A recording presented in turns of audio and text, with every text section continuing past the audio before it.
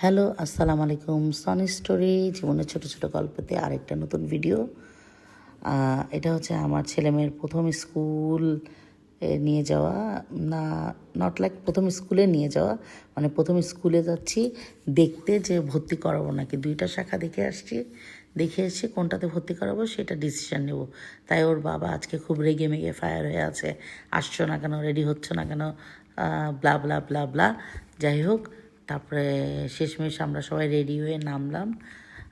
নেমে ওদের স্কুলে নিয়ে গেলাম, স্কুলে নিয়ে স্কুল ভিজিট করালাম, ভিজিট করিয়ে তারপরে ব্যাক করা। এই তো স্কুলে যাওয়ার সব কিছু রেডি।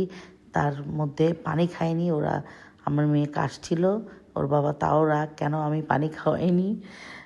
যাই হোক, শেষমেশ আমরা সবাই মিলে স্কুলের জন্য রওনা দিলাম। এই যে আমরা নামছি এখন নিচে, স্কুলে যাব।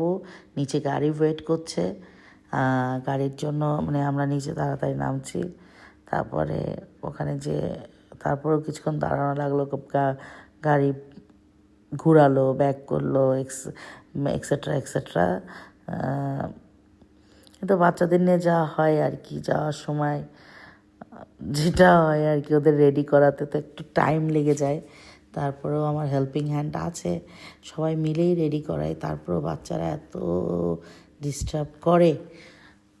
শেষমেশ আমরা তাদেরকে রেডি করায় নামাতে পেরেছি এবং আলহামদুলিল্লাহ সবাই মিলে রেডি হয়ে এখন গাড়িতে উঠবো। আশেপাশে যারা আছে সবাই জিজ্ঞেস করছে ওরা কি আজকে ফার্স্ট স্কুলে যাবে। আমি বলছি না, not like that, first school না, স্কুলে ভর্তি করানোর উদ্দেশ্যে যাচ্ছি, দেখি কোনটাতে ভর্তি করায়। ফার্স্ট স্কুলের জার্নিটা অবশ্যই আপনাদের সাথে আমি শেয়ার করব। যেদিন ভর্তি করাবো, যেদিন স্কুল ড্রেস পরায় ওদেরকে নিয়ে যাব, সেদিন অবশ্যই আমি ট্রাই করব আপনাদের সাথে শেয়ার করতে যে কেমন হলো, কি হলো, কোথায় ভর্তি করালাম। ইনশাল্লাহ শেয়ার করব সব কিছু। যদিও কোনো এক্সপেন্সিভ স্কুলে এখন আমি দিচ্ছি না, আমি চাচ্ছি যে জাস্ট ওরা প্রি স্কুলিং প্লেটা করে একটু বুঝুক, স্কুলে যাওয়া আসা হোক।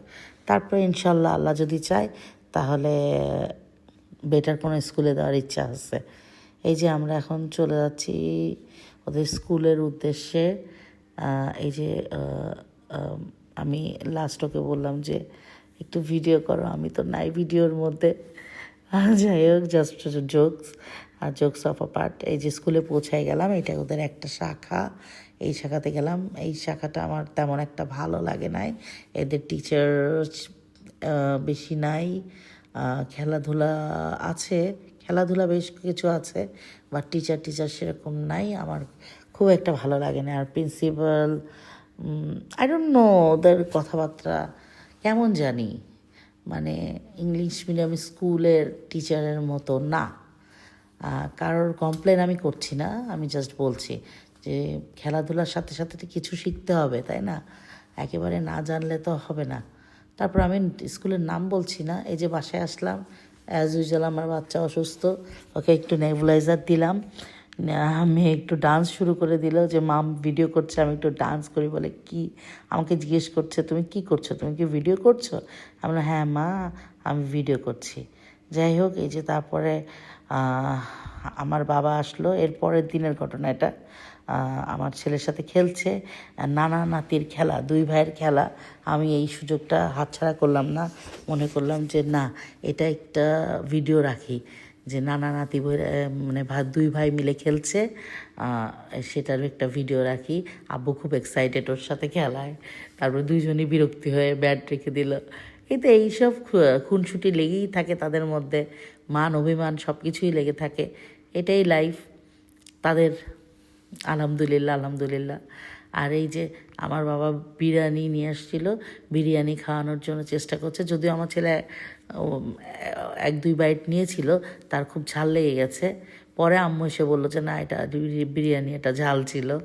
আচ্ছা যাই হোক, এটা হচ্ছে তারপরের দিনের আমাদের লাঞ্চ।